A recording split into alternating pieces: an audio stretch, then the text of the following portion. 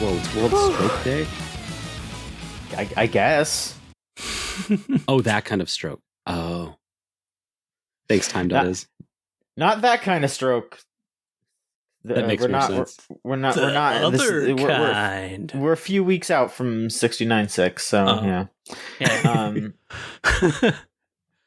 All right. Hello, everybody, and welcome to the Video Game Choo podcast. This is episode 418. Damn, we're getting up to the weed one. Whoa. That's crazy, everybody. That's just completely fucked up. We're almost at the weed number. Blaze it. It's me, John. I'm hosting as per the usual. Talking about games. And this week we have a full house. So you've already heard two here. So first off, we have Solon. Solon, you're here. Hey, folks. Happy episode 418. Glad to be here. Yeah, nice to have you around, of course. Lorelai, you're also here. You also spoke up. I am. I'm excited to actually podcast. And Maverick, there you are. Hello. Hey, I'm here. I'm not dead on this one. If you're paying attention to the chronology of the last Unlimited Railworks episode. Mm-hmm. Oh, you were anime dead? Nah, I mean, I was sick dead all week, and I said, "Oh, let me go ahead and record still." In my grandest moments of, "Nah, I'm fine."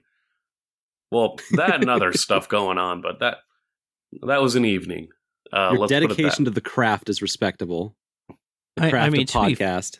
To be fair, this is kind of disappointing. You could have been a zombie on the Halloween podcast. Ooh. Yeah, because this is Halloween. That is true. This is basically our Halloween episode. For this year.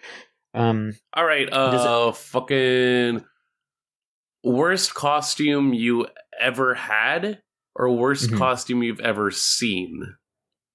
The worst costume I ever had was a ninja from like the Halloween store, and that's kind of when I stopped buying Halloween store costumes.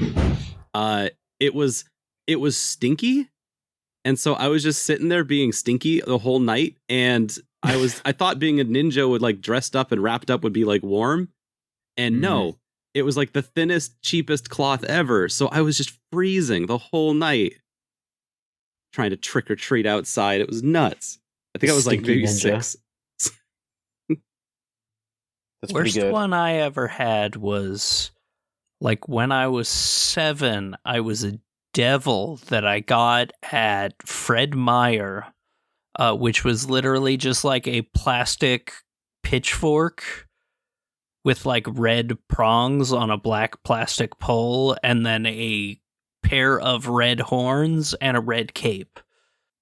There was like an $80 costume at Fred Meyer that my parents bought for me. Jeez. After that, I was an X-Man every year. There was a hot minute where I was trying to put together my own costumes, and I was not good at it. So, the Wesker costume that I did, where I was just wearing like a brown coat for some reason when I was in like 6th grade, that wasn't very good. I like to think I've gotten better at that. That was my Gambit cosplay or costume. Yeah, Oh, just like a big trench coat and it looked bad. Maverick, how about you? What do you got? For me, I think like it has to be the 1 year, sophomore year of college where I didn't have a costume set. I had like a momentum at a time, like elementary school. I was also the Party City Ninja clan outfits, like consecutively a different one each time. And then did some like homemade stuff for bits of high school, but that year didn't know what I wanted to do. Zero idea what I wanted to be, but we were hosting a Halloween party, so I just said, fuck it. Got a brown striped sweater, my like earth tone like knit cap that I had at the time, and a pair of like fake glasses that I had lying around. And the whole night I just went around, oh, also with like brown, just like shoes that I had, like brown sneaker kind of a deal, like not a dress shoe, but kind of that in between. Whole night I just went around introducing myself as Waldo's existential cousin Walden. Mm. What you just described, you sound like you dressed up as a human tree. It more or less was like I was being a human tree, except I had enough leeway to like lean on a stupid bit. Also, that's about the most. That's the most I can remember out of that night. And you don't remember anything from that night. No. Beautiful. Understandable. Yep. But 2 days ago, I did see someone dressed up as Jared Leto Joker, and that was a choice. Yeah. Now, especially, like, if it was the year of, it's like, all right, that's bad, but at least it's kind of understandable. But, like, how many years has it been? God. A minute. Do any of us have plans for Halloween? I'm going to be working, so I am going to be hosting at the arcade. Yeah, I'm going to be Ooh. hosting other people's plans for Halloween, basically. But how about the rest of y'all? Probably continuing to watch horror movies. Maybe give some candy to kids that visit by, but for the most part, yeah, probably continue the horror movie marathon, which this year has been every single Child's Play movie and the Chucky TV series, which everyone should watch. It's fantastic. I've heard it's awesome. It's so good. Cool. Solon, how about you? Are you doing anything on Halloween? I'm also on the movie binge. That's been this whole month. I've never really seen many horror movies. And now, after this month, I've seen all the John Carpenter, a good chunk of the main John Carpenter horror movies, and the Hellraiser series. And we're going to end our whole month on the 31st watching Halloween, which I've never seen. So it's like, it's very good. Just hanging out in the Discord with folks and watching movies. It's nothing better right now. It's so good. Wait, did you watch all the Hellraiser movies? Or just like the first 3 that are actually watchable? So we watched Hellraiser 1, Hellraiser 2, and then just skipped all the rest of them and then watched Hulu Raiser, the new Hulu one. And the Hulu one is actually pretty solid. It was a reimagining of kind of the lore around the Hellraiser pinhead demons. But in a way that was not ostentatious and annoying.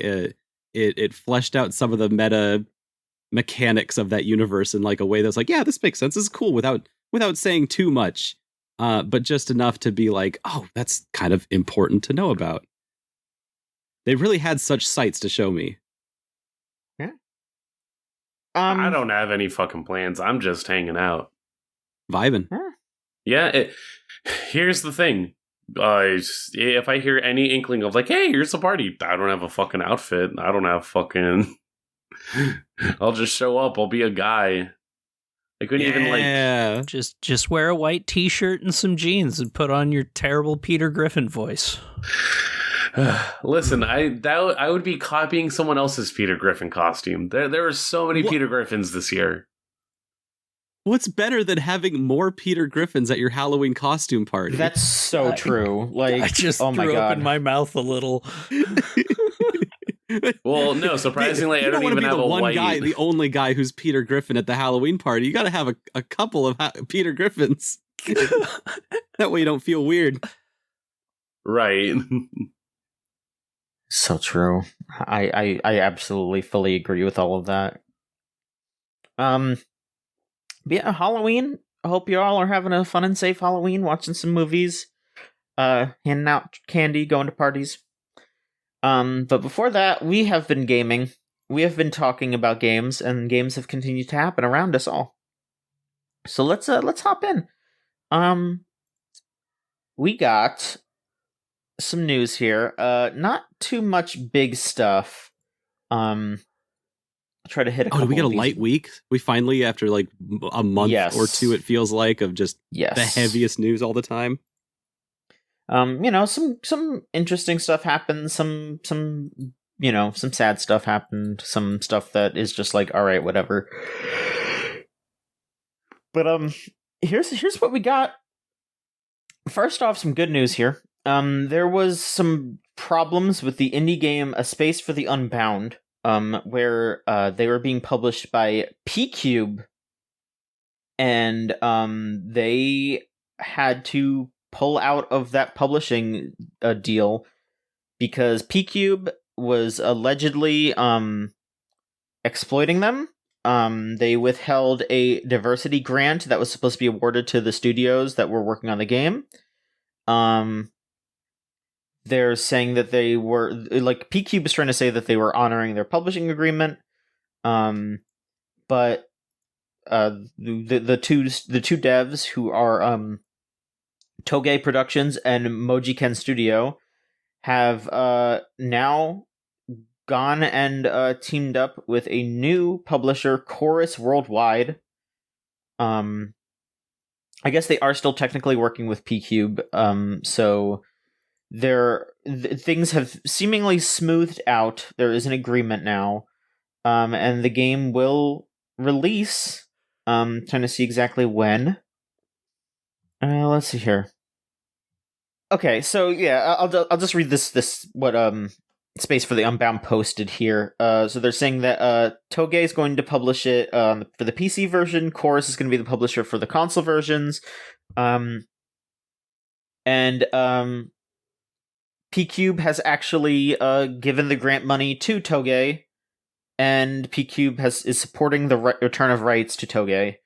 So there you go. They've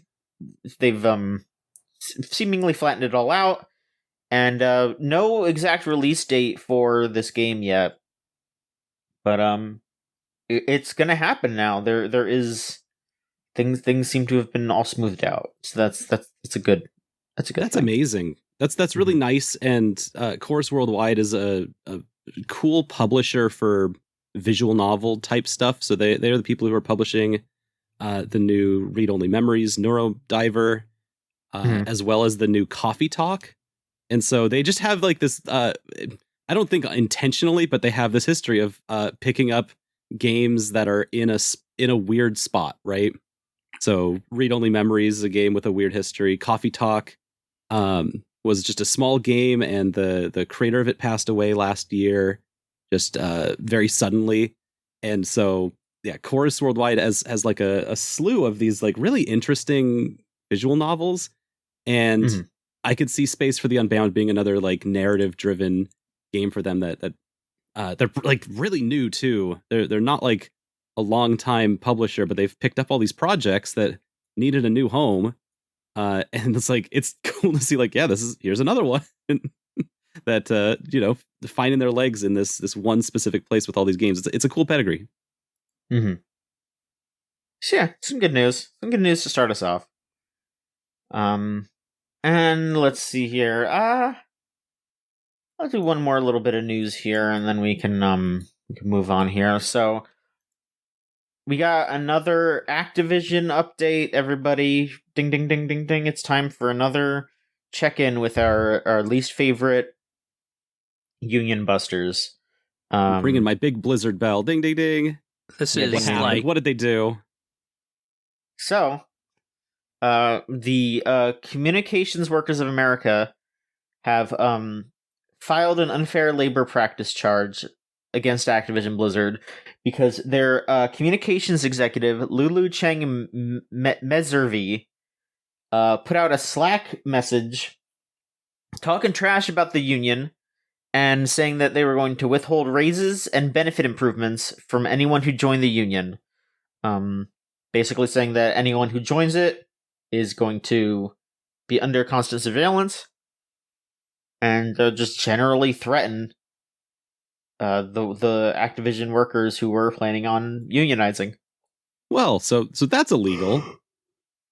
That's just extremely like yeah.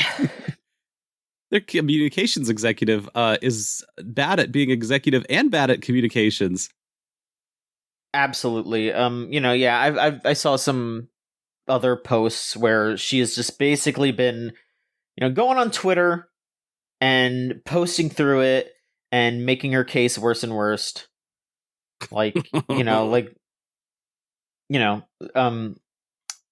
she someone posted at her like, it's very funny to be an executive at a $50 billion company and say that you're genuinely curious if there's something political about opposing a unionization. And she just responded with, we're closer to $60 billion. Like, all right. Oh, okay. It's fucking Just keep digging that hole. Just keep digging that hole, because you're gonna hit something and it's not gonna be what you want. It's just a real dumb move overall, I would say. The need for rich people to just always try to post through it on Twitter is baffling to me, because they always just, dig that hole straight through to the center of the earth. It's a bad move. All right, well, let's get to games, because there's a couple of us here. And I don't think we played too much stuff, but we can hop around a little bit. Lorelai, you have the most stuff written here. Hit us with a few things. Yeah, I've been playing a lot of farming sims to just relax and cool down. And so I want to talk about Coral Island right now, because that is it just came out in early access. And for an early access game, there is a lot, like an overwhelmingly large amount of stuff to do in the game, but it has like a lot of farming sims. Like, I feel like I have to do everything every day. Like in Stardew, I've got to do my farming in the morning, talk to everyone in town, then go down into the mine and do some stuff. And I feel like there's a pressure to do more, whereas this one sells itself on having a, like, more relaxed vibe to the daily schedule, and there are things you can do, like you can change the daily timer speed.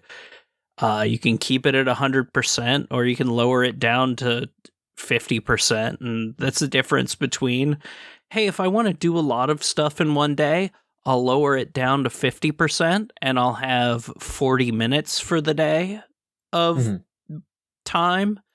Whereas keep it at normal, and it's, 20 minutes. I do my farming, I do a little bit in town. There's no... I don't have to talk to every single person every day if I want to keep their friendship levels up. It's just a really nice vibe with tons of different stuff to do so far. I can go fishing, I can go deep sea diving and clean up the coral reefs around the island. I can, do my farming. I can do, so much stuff in a day that, depending on how much I want to do, I can just change that timer and not feel any stress that I've got to run as fast as possible if I want to get it all done.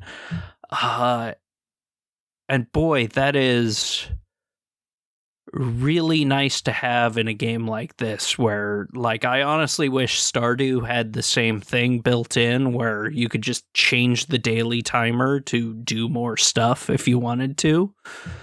And also the art design by David Ardinarias Lojaya is fucking phenomenal. All the character design is so good and, like, incredibly diverse in, like, just body type, skin color. You have a hijabi Muslim woman. It's like, it's so different from a lot of these games. Like the new Harvest Moon had a bit of that, where it's a little more diverse than the games in the past were. But this is just super nice of, like, every body type you could possibly want. Queers, it's just really nice to see, and just every character is really well written, and I like them all, and there's varied different personality types. And what kind of customization options are there in Coral Island? Right now, for you or as your character, or for the island itself, or anything like that? Right now, it's not fully built out.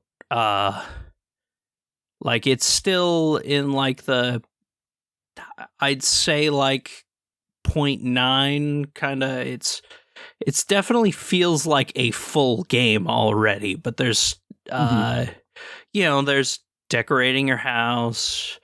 A lot of the clothing options and stuff like that aren't fully open yet, so there's not a metric ton of customization at the moment. But like right now, when creating your character, there's like as I said, super diverse body types.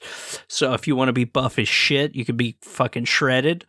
But also if you want to be, chubby as hell, you could be fat, you could be chubby, you could be, the body type variation is really, really nice to see. And it's the character creator is already good, and when the game comes out, it feels like it's going to be great. Cool. And house decoration is fun. There's the usual furniture store. There's, crafting. Like, I mean, it's very yeah.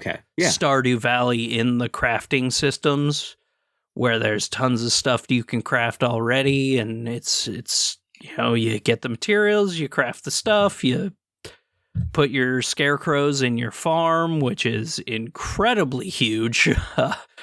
Like, the map to the game is massive. Like, if you want to go everywhere in a day, you have to change that timer to 40 minutes, because it is a huge world, and, like, it's really nice to have a game like this that doesn't put time pressure on a day.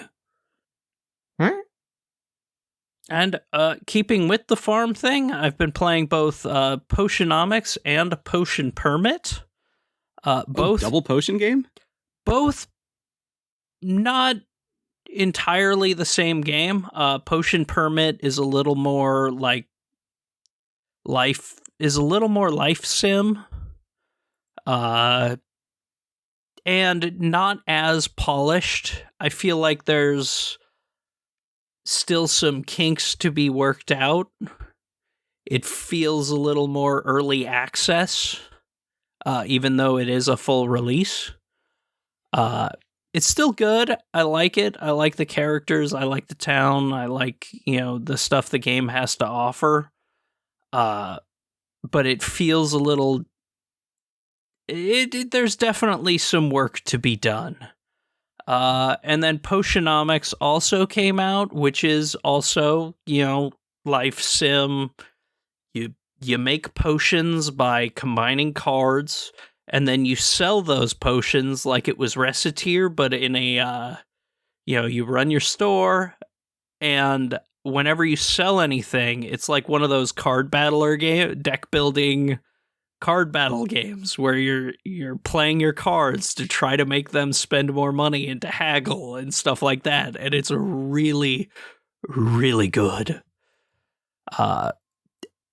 And also your main character is just fucking yoked, and hello, please design more characters that are just buff as shit.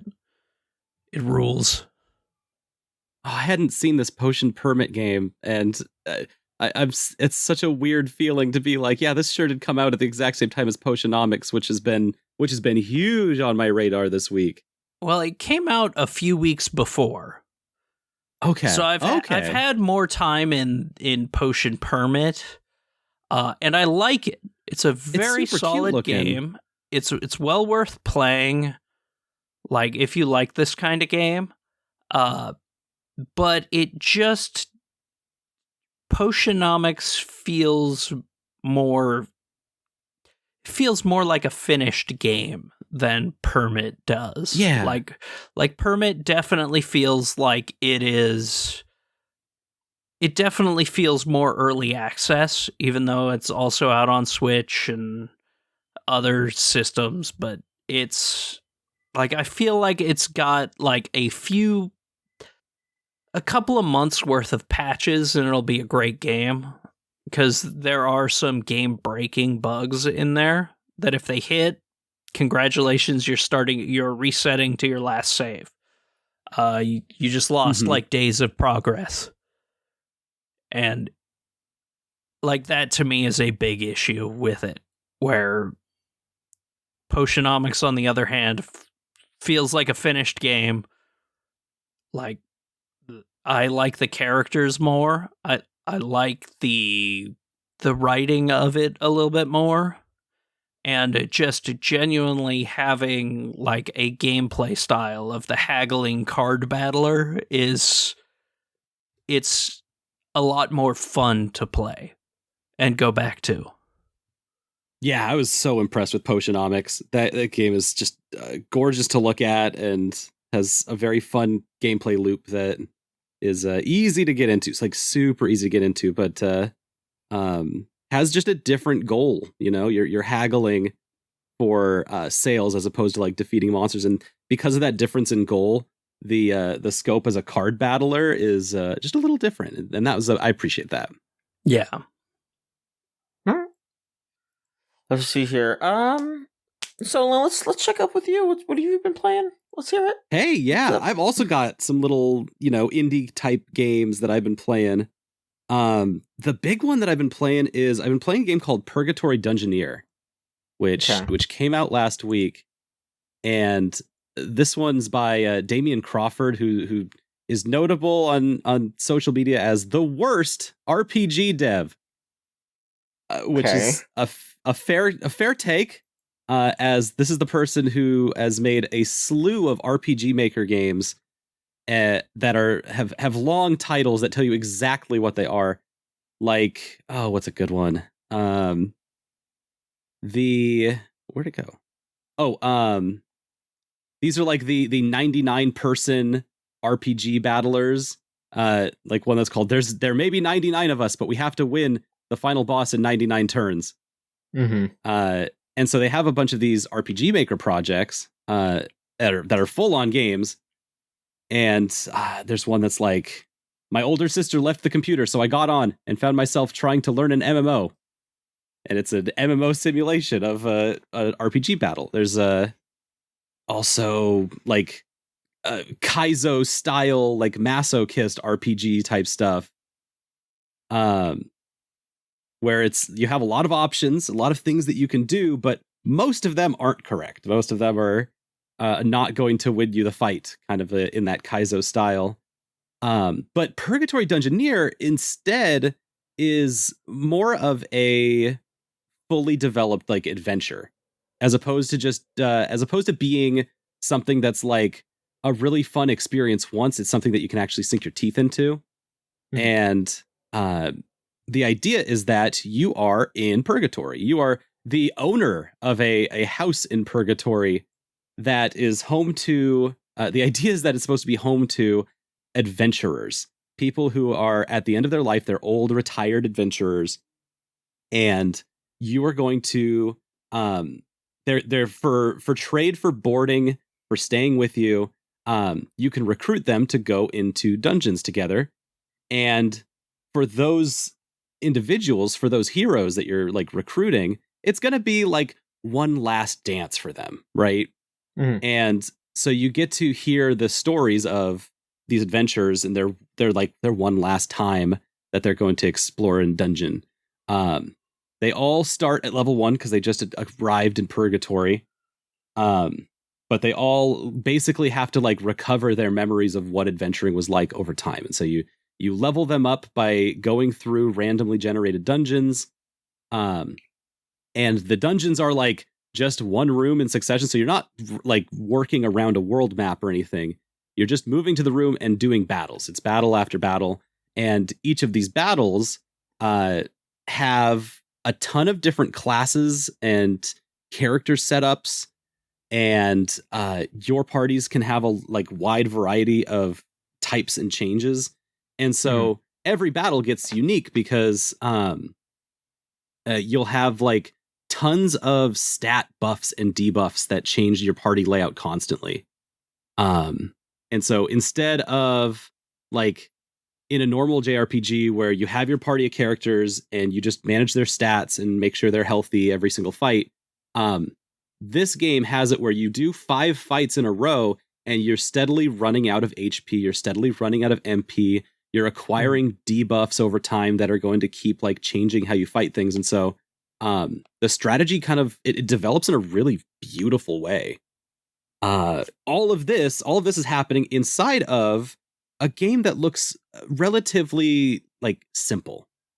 And I think that's the thing that really kind of excites me about this is that this is a game that when you play it, you feel like, oh, this is very professionally designed inside of a container that is so accessible. It's so like down to earth and easy to understand that the care and attention to detail was put into how the game plays as opposed to, how it looks.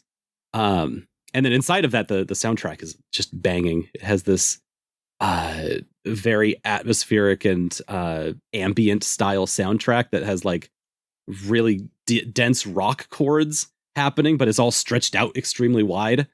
And so, yeah, this is I'm excited because it's a collaboration between a developer who has a very specific style, and the publisher is Strange Scaffolding, which is Xavier Nelson's outfit. Mm-hmm. So as I was talking with Damien while I was playing it, Damien was talking about how he would send things to Xavier for edits, and Xavier would be like, all right, is there anything you can do about changing this, or this? And you don't need 300 different types of armor and equipment. And Damien would have to return back, sorry, it's already in. You're gonna have 300 different types of equipment to buy. And so it's funny seeing that negotiation between like a developer who really knows their shit. They know exactly what they're about and how they want to like just fuck with this machine that is RPG Maker. And then the publisher who's trying to like allow them to be as weird as possible, but also wants to be like, hey, if you could pull back on some of this and that and see how like that negotiation travels, you can see it plainly in the game. And it's cool. It makes for a really good selection. I don't know if you all have seen other Strange Scaffold projects, but like this totally hangs with the rest of them, like Oregon Warlord and some of the other ones they've had. It's cool. Mm-hmm. This is something pretty neat. Maverick, how about you? What's up? Just out there on the ranch. Yeah, tell me about Monster Rancher. You've been playing a lot of that. I've been playing so much Ultra Kaiju Monster Rancher, and it's hard to like say any definitive updates from the last week of playing it. I've gone through more cycles. I've collected a few more kaiju that I've been going through. Right now, I am working with one that is relatively back in its new part, but as always, the life cycle of a kaiju is about 3 years at most. There are some things that can help you augment that for a little bit longer, but 3 years is usually the max, which is frustrating in a way because of the whole... So, basically, the conceit is eventually, as you rise through the ranks of your monster, D rank all the way up to S rank, you'll have more opportunities to find cool shit out. You'll win all the prizes and whatnot. The constant plateau I've been coming to is the, stalling of progress at, the B to A rank. And that's kind of where I'm at, and I'm trying to figure out what exactly I could do to better just figure out my situation. Money-wise, I am stacked. I do not have to worry about the things that the game tries to have you focus on that would require money. I am good. I have over like 3 million gold coins. I'm set. Yeah. However, it's this interplay of just like what exactly the systems need me to take care of. So the skills themselves that your monster has are tiered off in these various like levels. And a lot of the time when you're starting from scratch, you're working with a monster that's gonna have a lot of their stuff at like G to like F rank. So stats that are in like the upper hundreds, maybe one stat that breaks 1,000, where as you see the development of other monsters and the best way that you sort of like understand what you're playing with or like having to go up against is by going to the tournaments and basically seeing, okay, if I'm doing the qualified cup that lets me move up to the next rank, what are my barriers? What are the people in this rank that I just have to figure out and get better at? For some of them, it's a high enough skill speed, a high enough skill stat that they can always get a hit on you, even though the percentage is, demonstrably low. Maybe they're quick enough that you can never hit them. Maybe they just have a lot of HP, and the general offset of everything manages to win out where they can hit you once, you'll have less HP than them because they have just stacked up so much. Or, you just see a brick shithouse that'll kill you in one shot, and then who's to say that'll also injure your kaiju, and then you have multiple weeks where you can't actually raise your kaiju because it's fucking injured, and then whoops, maybe it has to retire afterward because you just choose the worst time to go ahead and get a fight in, and then also you just have to let the homie go, and it's rough out there for the life of the rancher. The plateau is insurmountable, it feels like. However, all you can do is persevere. That's fascinating. So you're not worried about the money side of things now. Your resources are all good, but it's the management side that has got things all tangled up. Well, because part of it as well is that for this game in particular, the main things you have to keep a focus on are the stats, the anger that builds up from a kaiju based on, making it having to do drills and exercises and errantries, having it maybe get food that does enrage it a little bit. On the plus side, anger gets you more guts, skill points that you can use for actual tournament battles, but tournaments, fighting in general is the way that you can decrease anger.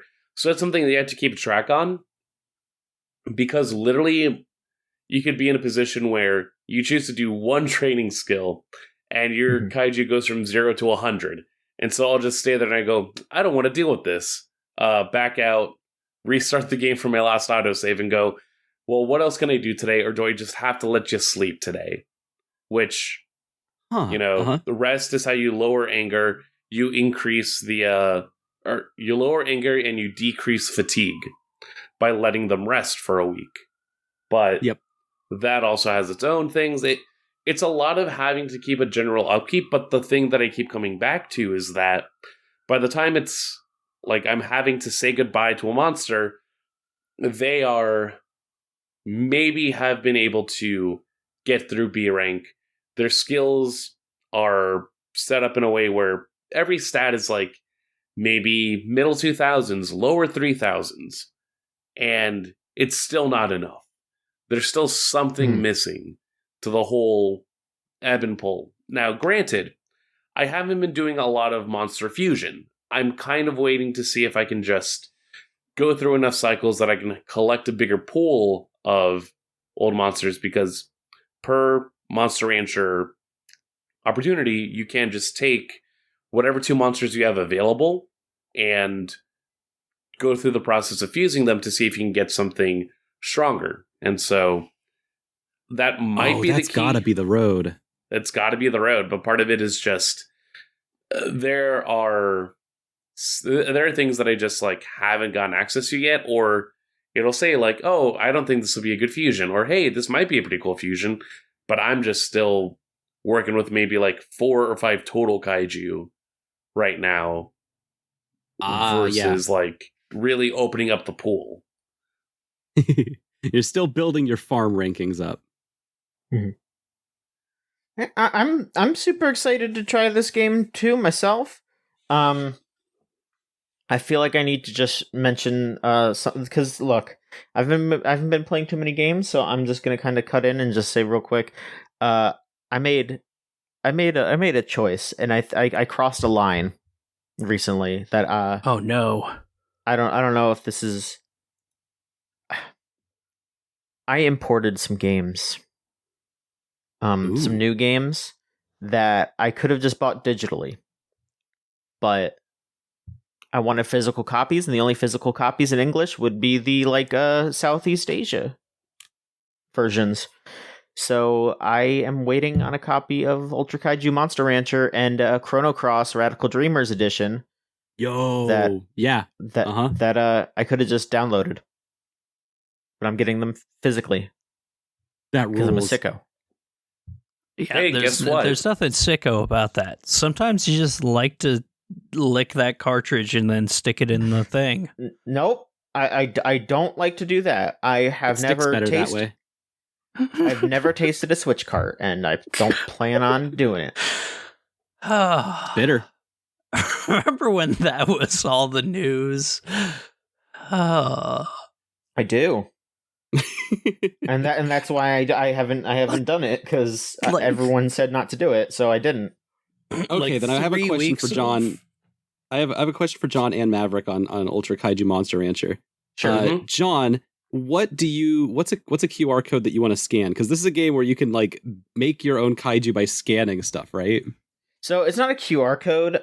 From what I can gather, it's like anything with like an RFID chip. Yeah, that's the one. Yes. Except for amiibos, apparently.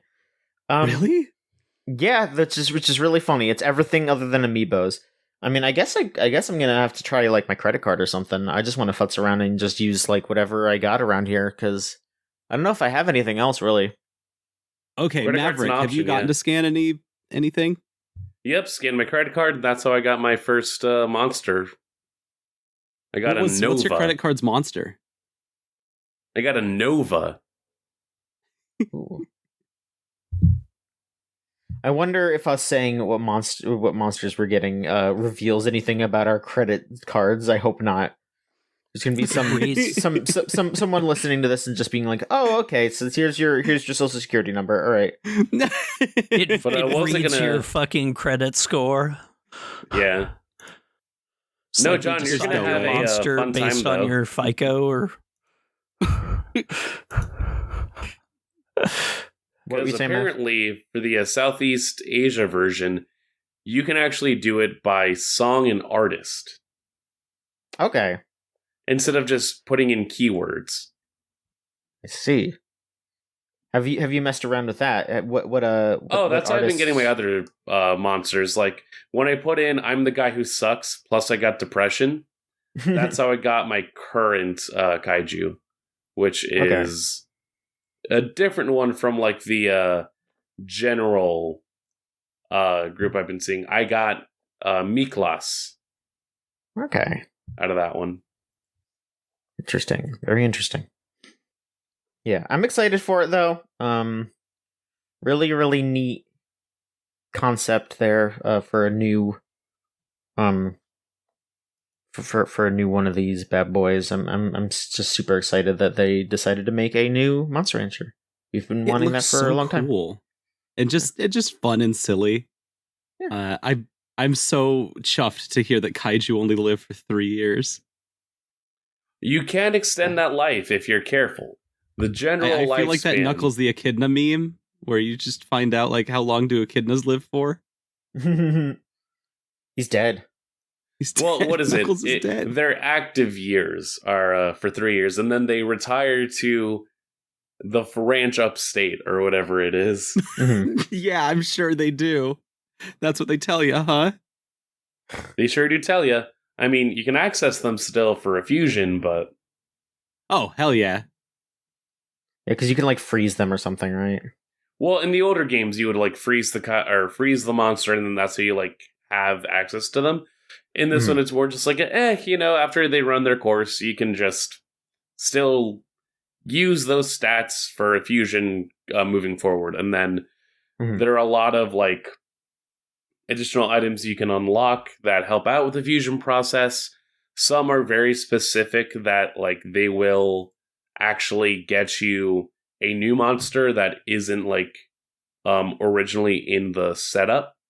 Like one of my monsters that I got was a fusion I made using this special item I found on like a adventure, which basically is like the little dungeon crawling component that they added as well. You go through, you try and find treasures using the amount of stamina that's allotted to you, and those can usually be ingredients for like food that you feed your monster at the start of the month to either additionally help like increase anger, decrease anger, increase fatigue, decrease fatigue, all fun stuff. And then other materials that you can get that actually can affect fusions for incoming monsters. One that I got basically let me take whatever 2 monsters I wanted to and create a giant version of the species of your friend that's helping you on the ranch, Kanegon, which is like a big, goofy guy that is supposed to look like, I believe, a coin purse. Like, the little lips on the main face look like the zippers for a coin purse. And, oh, God, he was so cool. I named him Kino because he was the fucking best.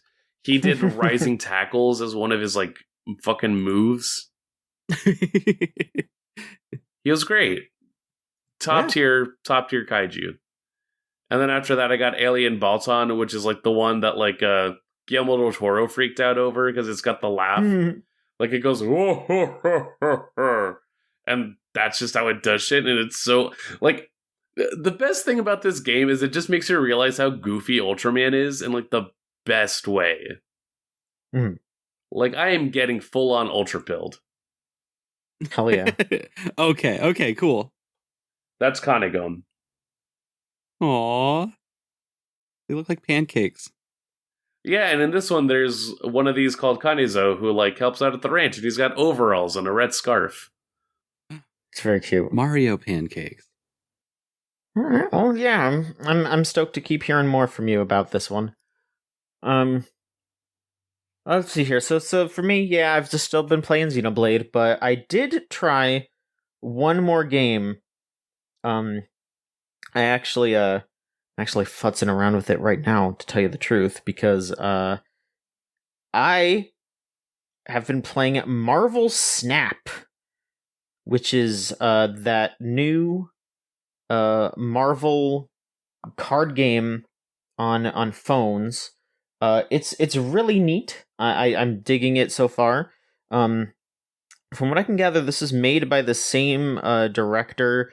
I think this is made by the same person who started off with a Hearthstone. So it's a really quick card game. Like matches are like 2 minutes tops. Where what you do is you have your squad of superheroes. Your cards. You make a deck of like I think I want to say like 12 cards. I want to say. So you make your deck and then you just draw a card each turn and you go through and you fill up your board with all your different characters. You hopefully have enough to win. There's the 3 lanes that you have that you assign each of your characters, and then each character will have an ability. Well, not every single one of them, but most of them do, and they all pretty much match what you would expect them to be able to do. Like, for example, a Nightcrawler has an ability where you can move him to a different lane once per game. I'm gonna look at my collection here to kind of read some of the ones that we got here. So Ant-Man is like he's a one cost, one power character, but if you have 3 other cards in your lane, he gets +3. Quicksilver starts in your opening hand, and he's a one cost, 2 power. And so yeah, you get one more cost, or one more, like, I guess, mana or whatever each turn. So you start off turn 1, you only have 1. So then turn 2 you have 2, etc., up until turn 6. So you have 6 turns to fill up as much of the lanes as possible, activate as many abilities as possible, and get your numbers as high as possible.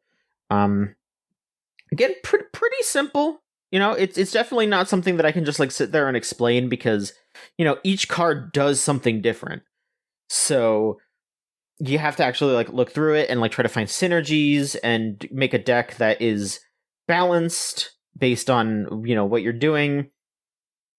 Seems like that there already are some people like kind of breaking the game though, because there's like Onslaught, whose ability is anytime that there's an ongoing ability gets doubled. So there's people who are like running multiple copies of Onslaught, or are like cloning their Onslaughts, because each lane also will have an effect. And so if there's a lane that's like, oh, you can clone all your characters here, you just put Onslaught on there, and then everything like septuples basically. So it's just like, oh, ongoing, each character's attack gets doubled. So then it just gets like double, and then it just goes crazy. Like I saw a screenshot of someone with just straight up like 2 billion points in one of the lanes. Wow. Yeah, That's so broken again, as shit. yeah, it's. But then the thing is that you might not even win, because like I just had a match where the person I was up against had like 150 points on one lane, but then I had like 11 and 15 on my lanes, and then those other lanes that they had only had like 6 and 2, so I still won. It's just all about finding that spread, because yeah, I think that at least so far from what I've played with people, they seem to be really focused on just getting everything onto one lane, when that is not how you play the game. You have to get it on 3, or you have to spread it as much as you can, at least get 2. Okay, so you're yeah. basically playing like 3 card games at once, right? You Kind of. I mean, you just have to balance out where you're putting your cards. Okay, and like the map has play where it defines where you. Okay, that's cool. That sounds really neat. Yeah, it'll be like you start off the game. I think the leftmost lane will have its ability revealed, and then the other 2 open up as you go. So it'll be like the left lane will be like, anything put here has +1 attack, and then the next one will open up and it'll be like, when this is revealed, 2 -2 ninjas spawn. So they just get like spread around, and then that'll bump down your attacks and take up one of your slots, because you can only have 4 cards per lane. So it's like, oh well, that took up one of the slots now, so that's a hindrance. Okay. Or it could be a help, because you could put something like Ant-Man there, and it's like, okay, great, I don't have to put another card there. I have 2 cards there already. The ninja spawns, and then can just put Ant-Man there, and then he gets +3. There's just all the different ways that you can fuck around with it. There's all different strategies you can do. This just came out, so there's some stuff still going on with it. The main like hook for money though, like I haven't spent any money, and I honestly I don't even know why you would spend money on this game, because basically the way that you upgrade stuff is you'll randomly get cards as you play, by leveling up the cards that you already have. But leveling up doesn't change their stats, it just changes their appearance. So when you level them up the first time, the art will break out of the border, and then you level it up again, and then it becomes like a 3D art. And then I don't know what's beyond that yet. But you're basically you're upgrading your cards, and then that levels you up, and that'll unlock you more cards as you go. But it seems like, yeah, they're charging if you want to like buy cards early, or if you want like certain skins for your cards, because also like you can get different art for your cards, and then those are basically treated as another version of the card to level up. So if you've already leveled up one of your cards, you might get another version of it. Like I have 2 Hulks, where one of them is like a standard, like detailed drawing of the Hulk. And then they have one that's more cartoony, and it's like, okay, yeah, that's the one that I want to use in my deck. I'll put the cartoony one in my deck instead of the more realistic one. So you can have all different kinds of art in your deck, and then you can level it up and make it look all nice and pretty. But yeah, I mean, I'm sure that there's some folks who are like going out and buying a bunch of cards and packs, or not packs, like cards and upgrades, so they can have the super pretty cards and the best cards in the format. But I'm just having a good time playing it slow. I'm just having a good time playing it slow. Like, again, these matches are like 2 minutes. It's the kind of thing where you can absolutely just like whip out your phone, play a match if you're like waiting in line at the grocery store, and it won't like get in the way of anything. What's your deck? So, like I said, it's something that is very much in flux because I'm unlocking more cards as I go. But right this second, I have Hawkeye, who when you play him, if you play another card in that location, he gets +2 power, which that's pretty effective.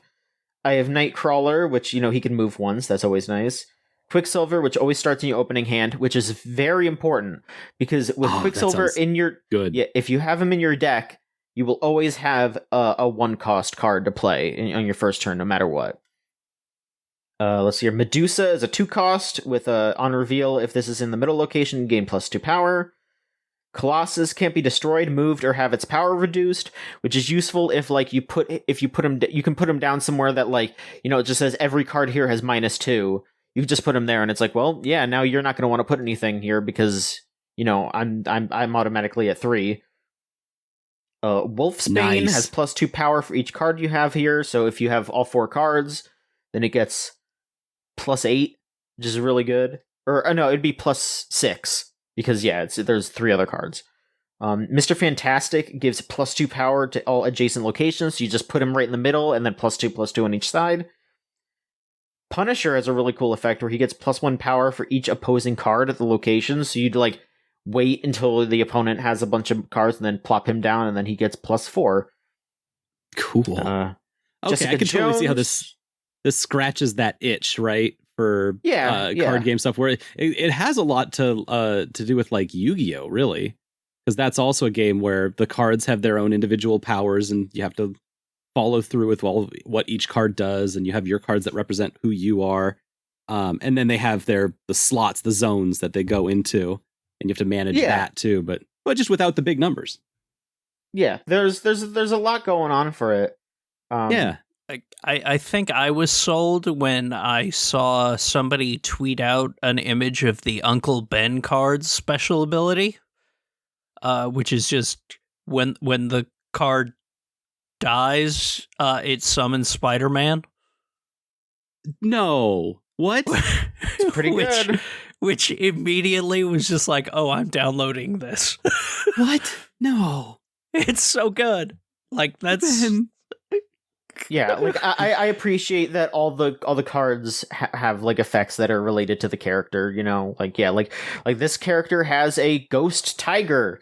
So, you play that card and then the tiger, it's a 5-cost card, but it only has 1 power.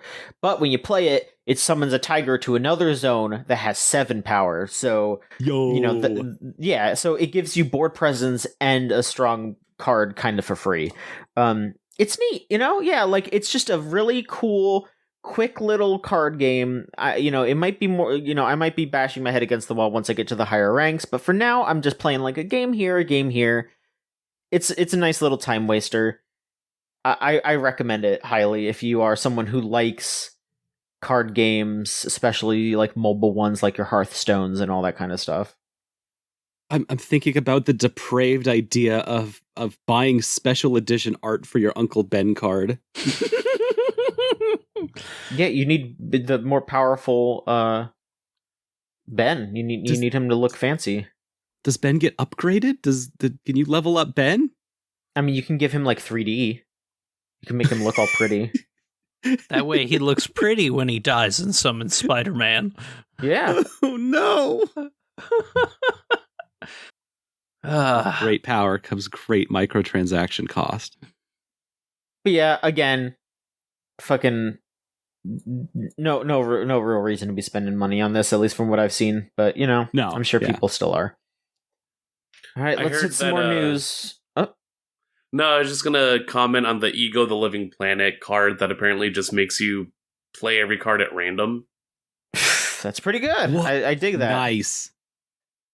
I dig it. I dig all the different effects. They're cool. Just no more having fun. We're gonna end this game now. Which is apt for what I know about Ego the Living Planet. Yeah, what is it? Ego takes over and plays your cards for you. That's really good. I definitely got to look at all the different cards that you can get, but because I've just been kind of like playing around with what I get and slowly shifting around. I was talking to to some of my friends, and like someone was like, "Oh yeah, I'm just gonna make like a one cost deck completely," and like that's kind of neat. Like that's a potentially viable thing, because it's just like, yeah, like, you know, you're not like locked into playing one costs. Like on the first turn, you know, you could just let that build, and then like, you know, turn 3 you could just play your whole hand basically. It's really neat stuff. Yeah, that's Marvel Snap, and it's called that because you can basically bet on your own games. Like if you feel like you're definitely gonna win, you press like the Cosmic Cube button, and then you snap, which I guess is like, you know, Thanos snap. And if you win, you get double the points, and if you lose double the points. So, you know, it's just like a yeah, it's cute. It's cute. It's fun. You know what they should have done? They should have brought back the system from the PSP game, The Con, where if you know you're going to lose, you can bet on your opponent and still win. I mean, you can kind of do that, because there is an option to quit early, basically. Like, you know, if you know you're going to lose, and it just makes it so you lose less if they do snap. Very funny though, very very just, you know, off the goop content here. Super cool. Highly recommend. So it's nice to see a new card game like that. Especially one that is like nice and simple. It isn't something like fucking, I don't know, like Shadowverse or whatever, which, like, you know, I'm not saying Shadowverse is bad. I tried it a little bit. It was neat. But no, I would love to have something that doesn't take 45 minutes to play. Let's see here. We got more news here. So we got 2 bits of Witcher news. The first one is a couple days old. The second one like just happened as we were recording. First off, there is going to be a remake of the original Witcher game. CD Projekt Red officially announced this. They are working with a studio called Fool's Theory. They actually helped with Witcher 2 and Witcher 3. And CD Projekt will be providing full creative supervision. If you remember that like list of like things that they were working on that they talked about at the beginning of the month, this is the Canis Majoris thing that they referenced. So they are planning on this coming. I don't see like a date per se. They're just saying, yeah, we're starting to work on this. Yeah, not a lot of big push or big release date stuff, but yeah, this is an announcement that they are remaking the original Witcher. What? Hell yes. This is going to sound like a weird question. Do any of you have feelings about that? What was the original Witcher good? I've only heard people talk about The Witcher 3. I liked the original Witcher games. There's a lot of like really dumb shit in them, but yeah, they are. And their combat system is like, even on normal difficulty, that game's hard. Okay. Like, it's legitimately like hard, and like if you aren't like in Witcher 3, you can get through the entire game without drinking potions and whatnot. Witcher 1 and 2, you absolutely can't. And also like swing angle and shit like that mattered. With your sword, there's a lot of cool shit in those games. But yeah, a remake would probably improve them by a lot. Okay, I wasn't sure if this was like a Fallout situation where the first 2 are like completely different from the other Fallout games or something like that. Nah, they're pretty different. Like, yeah, they're different, but not like completely like unrecognizably so. But I mean, you know, if they're gonna make it similar to Witcher 3, then there you go. Like this team has worked on the other games, so Oh, cool. Yeah. No brainer. Yeah. And then the other thing that just got announced, for The Witcher season 4 of the Netflix TV show, Henry Cavill is stepping down as Geralt, is being replaced by Liam Hemsworth. Oh, okay. Pretty wild, but also pretty obvious that Cavill probably wants to have a little bit more time to play around with, since he is coming back as Superman. So he's going to be in the DC movies again as Superman. So the DC movies that are now all run by James Gunn. But that's cool. That that puts like Superman and Geralt of Rivia in this weird like contention, right? Where it's like, well, if I have to choose between the two, well, it's got to be Superman. But that's wild because the Witcher series on Netflix was like one of the biggest shows ever for Netflix. And so People it's not like an easy call. That's fascinating. And Liam Hemsworth is a great choice for Fall. Like there's no losing here. This rocks. Mm. Yeah, it's an interesting step for sure. I don't know. I don't really have too much of an opinion on it. I just do think it's funny that like Cavill got Superman back and it's just like, all right, well, I don't want to have to deal with being Geralt now. I'm peace. Yeah, see y'all later. I think season 3 just got like renewed or whatever, so I guess he is going to be in it for one more season, and then he's going to duck out for Liam Hemsworth the season after.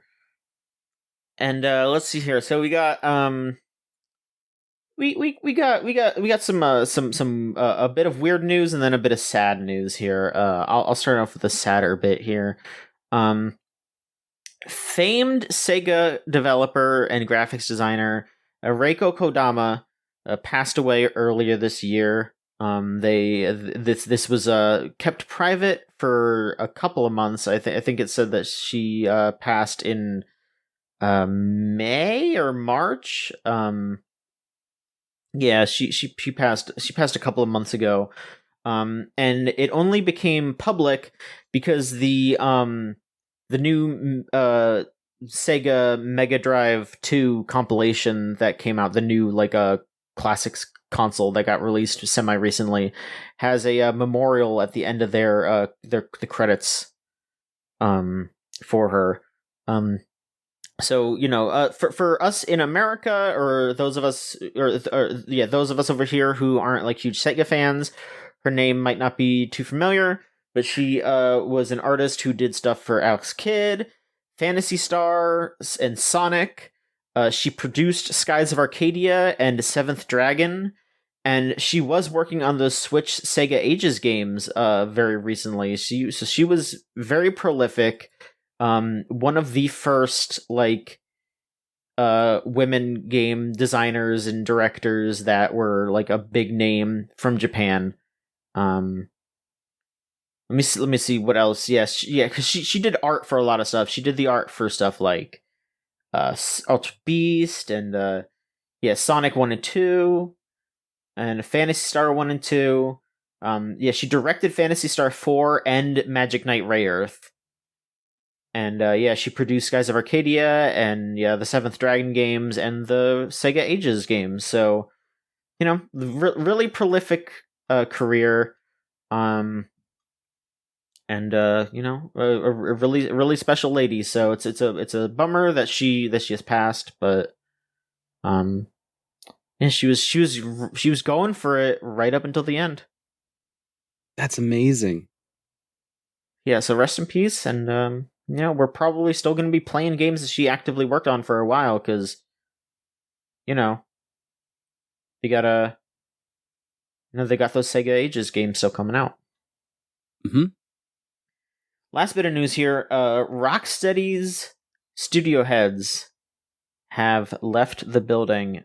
Stefan Hill and Jamie Walker will be leaving the company at the end of the year. This got announced on this past Wednesday. And there is also word that Suicide Squad Kill the Justice League is almost done.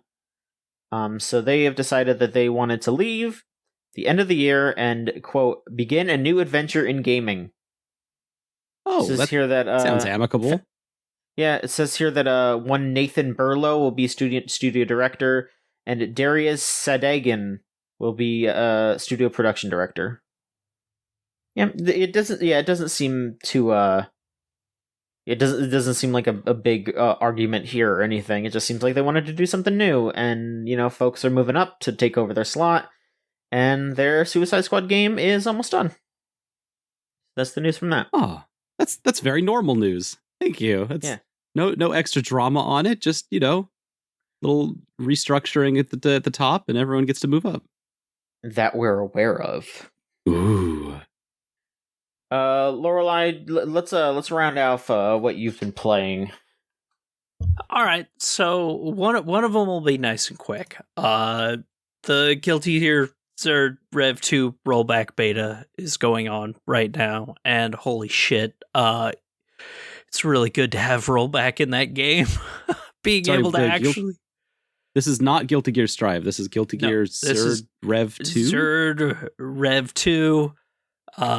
The original version of Guilty Gear Zerd also has rollback too.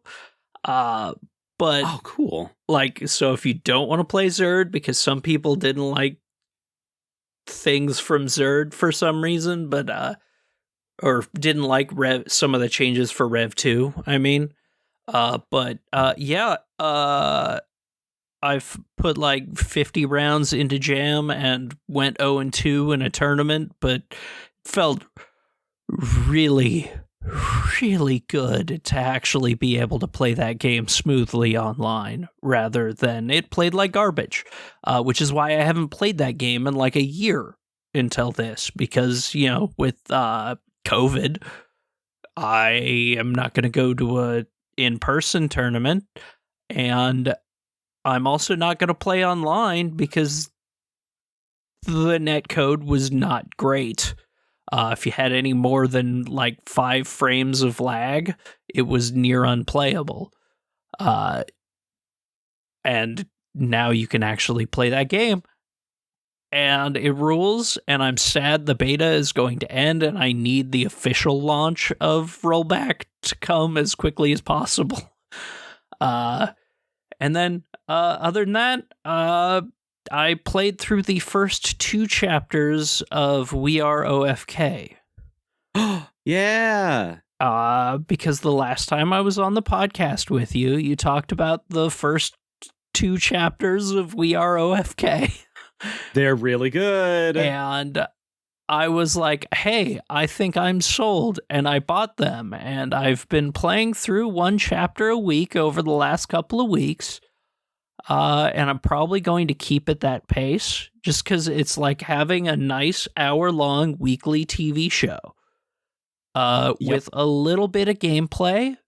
Most of the time, you're just choosing little dialogue choices and responding to text messages, but I really appreciate that some of my choices that I made dialogue-wise kept being brought back up as in jokes that they were making fun of the character for saying and things like that. And it's just, the writing is phenomenal. It's super queer. The character designs are just so good. I want all of Itsumi's t-shirts. I literally just want a pink swag. I just really want a pink "Hello, my name is shirt." It's so good. And a really they do nice have some jacket. links in the game that go to actual links, actual URLs that are the clothing studios for Itsumi's clothing. But oh my god. There are ways to do that. Yeah, it is the writing and character designs are so good, and the music the whole way through. Not just the music videos. The music videos are cool, but just the background musical sounds and beats that are going are just like, yo, this is a bop. I kind of want to just let this text message screen stay up for like 5 minutes before I make my choice, so I don't have to move forward where it'll change the background music. And then I'll do that, and the background music just gets just as good with a slightly different beat, and it's so good. Yeah, it's a really cool mix because We Are OFK is supposed to be it's supposed to be real, right? As in, like, this is a fiction that kind of transcends itself. So the music videos themselves are made by basically by the creators of the game, in their own like specific studio. Whereas Omniboy does the tracks for all of the background interstitial stuff, so they sound different. They work together, but they sound different. And all of Omniboy's tracks are fucking great. Yeah, it's so cool. It is so good the whole way through, and just like, yeah, like the characters, the writing, the just like things I feel deeply when like Itsumi is moving into her new place, and it's just like, I'm just gonna fucking lie on the floor. You know, it gave you the option between I've got to get back to unpacking, and I'm just going to lie on the floor, and I just laid on the floor. It's something cool with like the realism of this, and I'm just thinking about this now that you're bringing it up. But there's this interplay between professionalism and amateur, and you see like the art style of the game, the music, the soundtrack of the game is super professional, but then the characters themselves, like they're people, and they are amateur. They are having very amateur like fights and workplace disputes, and then that comes into play in the music videos that kind of have this like raw amateur kind of feel to them, and those little like gameplay sections that are way simpler than how like tight and squeaky clean all the other parts are. And so you feel that interplay between like what is the character's emotional state at any given time through the sloppiness of specific parts of the game. It's cool. Yeah, and just the shit people are dealing with, like Lucas struggles as a professional writer, being mistreated like everywhere, and getting no respect and trying to having no confidence in himself for the entire first episode, like in second, like 3/4 of the second episode before he finally like feels it again. Oh, little is just boy. Like, that is something I feel deeply. Where like, I mean, I'm still dealing with it. Like, I dealt with so many things in professional writing in the past that it scarred me, and it's stuff like that where it's just like, oh my god, this is so fucking relatable that it is part of why I can only go through like one episode at a time and couldn't just marathon through all of it, because it takes there's some processing that needs to be done in my head with some of that shit, where it's just, it's so good. And yeah. Also, the flow of it's really exciting. Like, you know that there's 5 episodes total to this game, and each episode's about an hour. They start to get longer in the tooth as you go on naturally, because they have to basically clean up all of their plot lines. But every episode has an A plot that specifically focuses on each of the 4 main characters. And so the feeling that I got once I finished the second episode was like, oh, I know the next 1 or 2 episodes is going to be based on this character that I haven't gotten to see much, and I'm so excited for it. And I bet that's what you're feeling right now. Yes. Like, I am chomping at the bit. It took all my willpower last night not to just go into the 3rd episode. I wanted to, but there was also like I hadn't put much time into Potionomics, and I was like, I know I want to talk about this on the podcast a little bit, so I want to get more time in. So I have to prioritize that. Yep. And God, it's still such a good time with it means a lot to have just this really queer story with all the characters dealing with relatable shit. Like, it's super relatable, even though like you're dealing with a music producer, a professional pianist, a professional singer-songwriter, they're still all so relatable with relatable issues, and just God, every single time Jay gets a call from her parents, and it's just like, well, have you installed this dating app I told you about that hooks you up with other producers and celebrities? It's like, oh my God, fucking shut up. It's there's so much in there to chew on with every episode that, like, literally I streamed through one episode of it. One of the first episodes, I streamed through it, and then I just spent I logged on to Final Fantasy and did a bunch of fishing just so I could talk about that episode for like an hour. Yep. It was... I haven't felt that way about a game, and the entire reason I wanted to be on the podcast this week was because I had played those first 2 episodes, and I saw you were the first person who said yes, and I was like, fucking yes, I finally get to talk about this with Solon. Yes. Yep. I mean, I wanted to be on the pod because farming games, but it's still like, it's wild.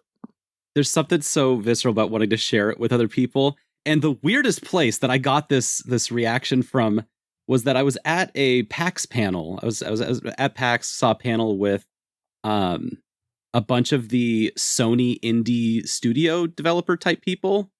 And Teddy Diefenbach was on there for representing We Are OFK. And the moderator for the entire panel was Mr. Yoshida, the Indies representative, like main guy at PlayStation, who just runs their entire indie division. He's a delightful man, but like anytime he would talk to Teddy Deef specifically about OFK stuff, it came with this like air of like, wow, you're not only a game developer, you're a musician, you're a singer-songwriter, you have a band. And he very much like sold this idea that like OFK is real. OFK is a real band, and they're on Spotify, and they he was like very fatherly about how excited he was to have like a Gorillaz-esque like band music video and like game studio all in one spot. It was very charming, but yeah, just seeing that at like the corporate level, how they're like, oh, these queer kids are making cool music. That's so nice. It's awesome. Even if sometimes Sony doesn't get it, at least Yoshida fucking gets it. Yeah, I am so glad I was on that episode because I never would have picked this game up otherwise. Like, it never would have even been on my radar, and now it's like one of the most like important and like introspective games I've played over the last year. Yep. It's like, oh yeah, this isn't going to be there, and now it's like, I wonder if this is going to be my game of the year kind of shit. It's like, God. All right. Well, thank you for running us through all that stuff. We are all out of news. We are all out of games that we've been playing. So we got questions to wrap this up. I could fill. If you want more news, I can make up some news. I don't think it's a good idea to make up news. I think that will get us in trouble. Right. Did you see about... This isn't made up news. Okay. Did you see that they finished with putting the Miiverse into the Wii U. What's it called? Homebrew? The homebrew. Yeah. Huh. I did not hear about that. They have updated the homebrew stuff, so the fake, what is it called? Fake Tendo or something? Pretendo. Pretendo has Miiverse access, and they're trying to get all of the online capabilities of the Wii U into a place where you can, save all that stuff. So they've got it set up now on Pretendo that you've got Miiverse. They're a good chunk of the way through getting Splatoon on there, so that all of the like posts that you can write on the Splatoon like main area, that you can actually keep that conversation going, those things up. And Mario Maker, that you can upload Mario Maker levels onto Pretendo's servers and keep sharing new levels that you make in 2022. I can't remember who put the video out, but I just watched this yesterday, and it was exciting. It was so cool because it's, folks don't talk about the Wii U as a console with a lot of success, but like where it did have success was its community, right? Where people would log in and just hang out on the Wii U like pages and draw pictures and post stuff, and just that knowing that there's someone who's preserving all of that content and preserving the method that you use to make that kind of content is really cool, and means that you can get a lot more value out of your Wii U if you haven't done the whole homebrew stuff with it. That's neat. Yeah, I had not heard about that at all. That's really cool that they were able to put that together. Sorry, surprise news drop. I didn't write this into the episode, but no, that's fine. That's on cool. my mind. That is cool. All right, so if you want to send in a question, it's videogamechoochoo.tumblr.com/ask. You'll sound like these folks right here. First up, Anonymous, who asks, any thoughts about the Playdate now that it's out in the wild? Solon, it sounded like you had some legitimate thoughts, so I'm going to tell you to hold off. I'm going to tell you to wait. You know what? Yeah. For the rest of us, sitting on my hands. How do we feel about the Playdate? I can't wait to play a fishing game on that thing. Just reel that shit in. Are you going to get one? Just crank it out and reel it in. No, I'm probably not going to get one just because I maybe bought a Stadia and I'd prefer to like wait and see if it's garbage before I actually buy something again. I forget the Playdate exists. That's a fair assessment. That's my stance. Congratulations to those who celebrate Playdate. Have fun cranking. Yeah, I'm pretty much the same concept where it's just like, I don't know, it seemed neat, but it was also $170, and there's other stuff that I feel like I'd rather get than that for $170. I don't know, maybe someday. It's a neat concept, but I don't know. I feel like I would need to actually put my hands on it to want to purchase one. Like, I need to know how it feels in my hands. I need to know what like extended playtime would feel like with it. It's just such an unknown quantity that I can't make that kind of decision. But then how about you, Solon? So yeah, the Playdate, fascinating little console. I don't have one, and I also don't have any plans to get one. At $170 as kind of a generally normal type of gamer, I would say that I could instead be getting one of those like boxes, the one of the like hack Game Boy box type of things, and have that be my like handheld project for the same price point. But Playdate's a little different and serves a very specific market that's the part I'm like fascinated by, because basically anyone who's got a Playdate is goated, like just straight up. Like, because you are a collector, right? If you're buying a Playdate, it's because you're a collector, but it's also because you're someone who plays fucking games. and you are invested in the process that it is to create and to put games out in a very specific systemized way that is for just the Playdate consumer base. And I appreciate that. I think that's really cool, and that's a nice thing to have. So like people who have the Playdate, they'll just be able to like get a download, a little ping on their thing that says, "Oh, new Playdate game. Here you go." And I think that's cool. That's a great idea. So all the people that are playing on this Playdate, they are people who are invested in the creation of games specifically, and how those games operate. And that's what the crank is about, right? The crank is your way of getting invested in a deeper level with these games. And so like from that standpoint, I totally get the investment into Playdate. It's $170. That's not a ludicrous amount, but it is exactly the amount where this is a very specific kind of consumer good, right? And so like I also get the people who are developing for Playdate are folks who also have that same fascination with play with alternate control systems. And so like everybody who's involved in this on some level is doing it for the love of doing it.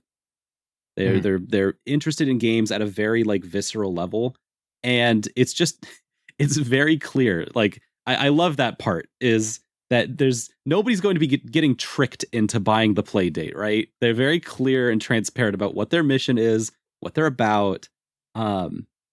And from what I've seen now, to the answer to the actual question, now that it's out in the wild, everyone that I've seen like playing with it and messing with it, it's not something you can like stream. There's not the inputs to like put it as like something that you can. If you make a YouTube video, if you make digital content out of the Playdate itself, it's going to be from a distanced perspective. It's not going to be on a hands-on perspective. But everyone who's playing with this, the controls sound like they are very tight, so like when you're actually like cranking the little Playdate crank, it has more of a like very tactile feel to it, that every time I've seen someone playing with this, they've been impressed with that specifically.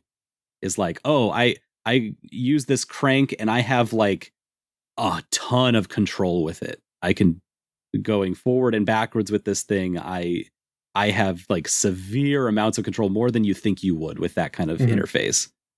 Okay. And then the button interfaces are all normal other than that. And you can get through their little Playdate menus and stuff really easily. And so like all those parts are cool. The games themselves, I don't think I've seen anything that's like, oh, this is the best game ever. There's a lot of like fun novelty games, and just a lot of them, right?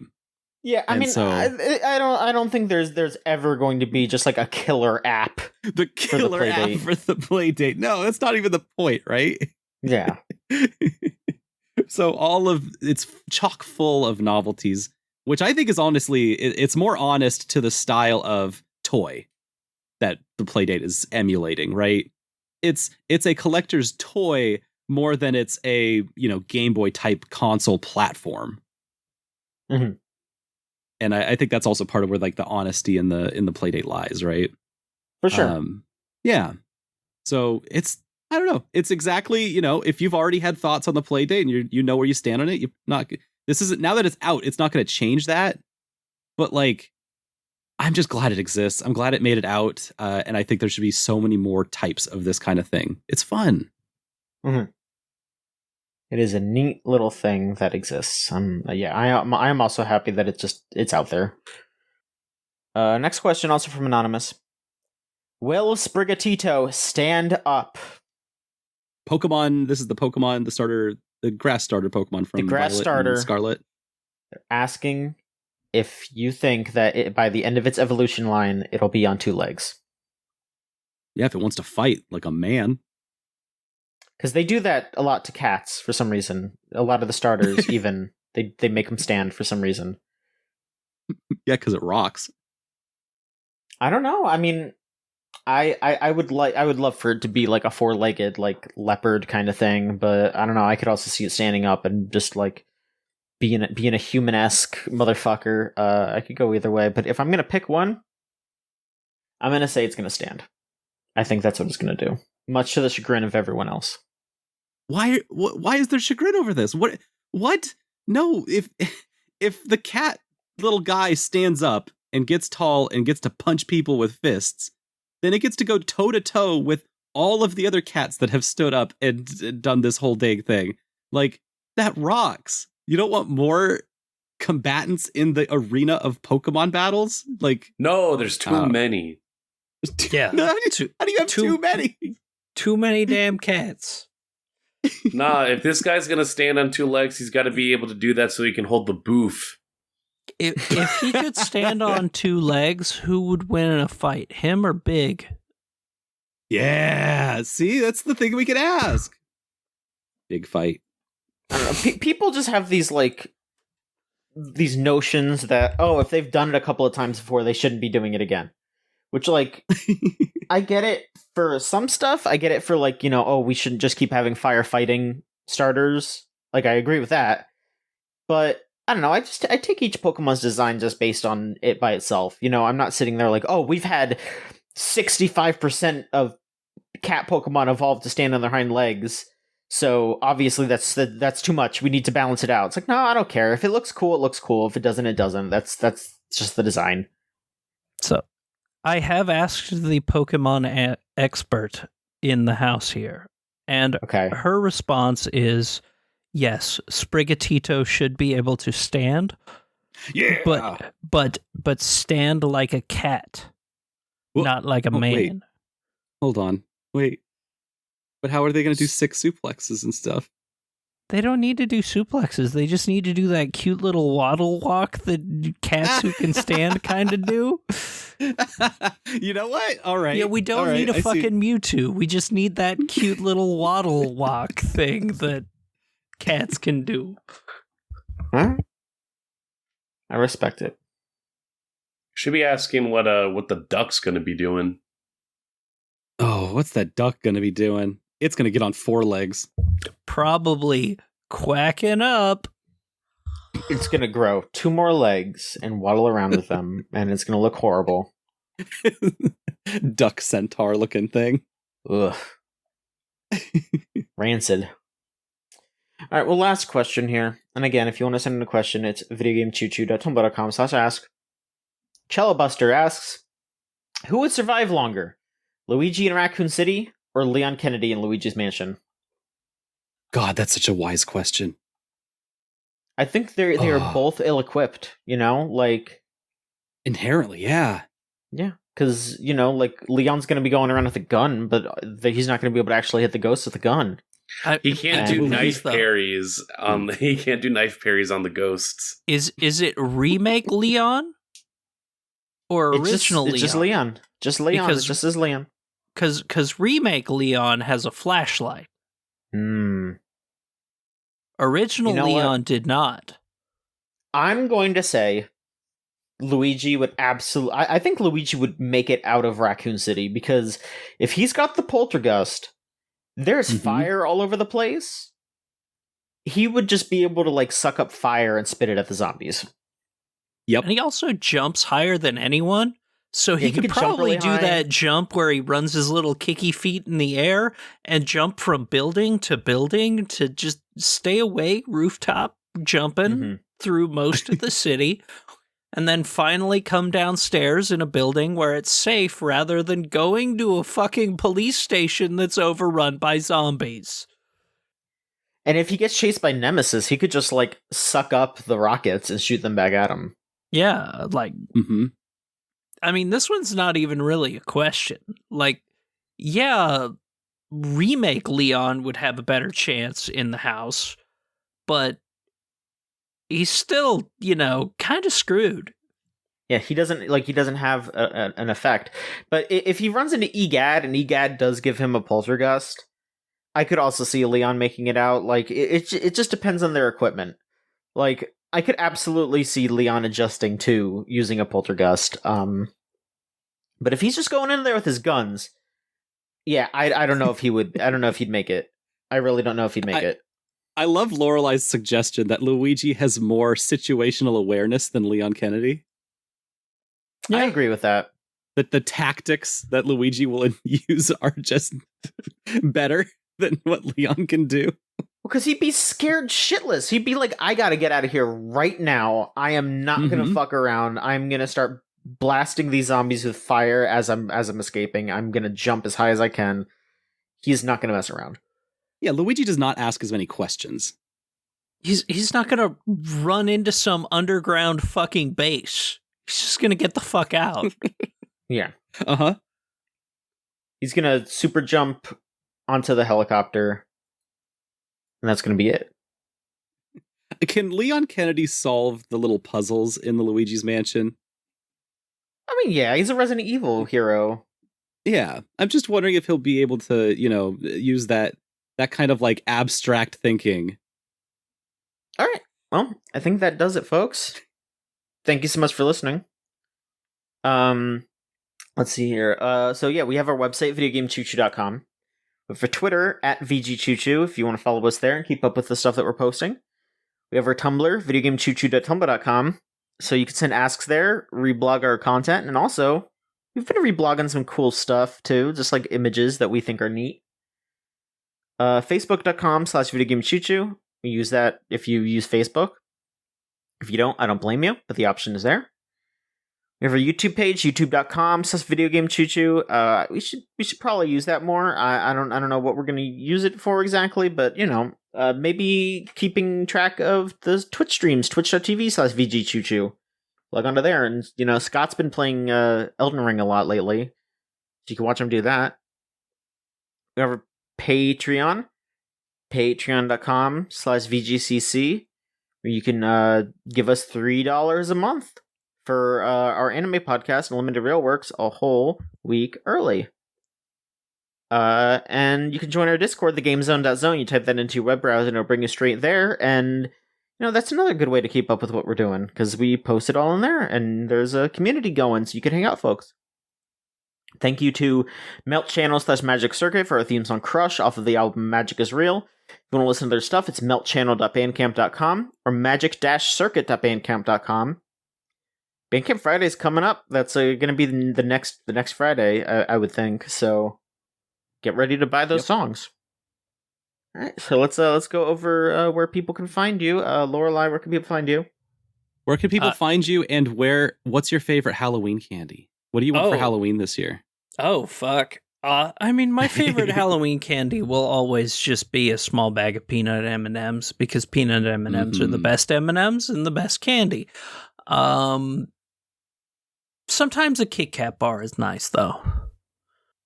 But you can find me at twitter.com/judgmentscythe and twitch.tv/judgmentscythe, where I'm still not streaming with a full schedule yet, but I am actively streaming a few times a week. A little bit of Final Fantasy XIV rating, but then for the most part it's been games like my reaction to Coral Island and We Are OFK. I'm doing a chapter a week and stuff like that. So come on by, give a follow, watch the fun content, and yeah. Solon, how about you? Hey, you can find me on Twitter and twitch.tv at ChorbySP. Final boss of twitch.tv, ChorbySP. Last night we played Kentucky Route Zero. Ooh. And this week we're going to be playing Live Alive. Ooh. Okay. Oh, and my Halloween candy. I have always wanted to get a popcorn ball. I don't know why. I've never gotten a popcorn ball, but those things sound so cool. They're like sweet. Are they sweet? I figure they have to be bound by some kind of like sugar or something, but they're big. Maybe. Yeah. Someone give me a popcorn ball so I know what that is. Popcorn's a good snack. Well, I love to have some popcorn. Maverick, how about you? For me, you can find me on Twitter over at Mavsplaniamania. That's at MAVSPLANIA, where, for the record, I'm just hanging out right now. I'm going through the residuals of Game of the Year to get ready for that, because it's officially on the horizon. Mhm. Favorite candy? I feel like I'm always a Twix guy. Either Twix or like Kit Kats. I'm always good with those. And if you are so inclined, this episode is coming up before my birthday. Day of, I'll probably be promoting my Throne link if you're inclined to be like, hey, let me throw something to my good friend Maverick's way. It's an easy way to do that without having to like share out like further information. So be on the lookout, I guess. Or not. It's okay. Live your life. And you can find me at JOHN_MICHONSKI. That's my Twitter. And my favorite Halloween candy is Almond Joys. I love coconut. Ooh, you're a little freak.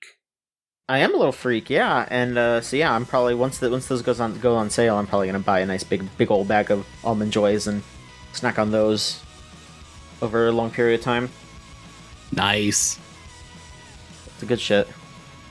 Alright, well, thank you so much for listening, folks. We'll be back next week with another episode of the Video Game Choo Choo podcast. See you later.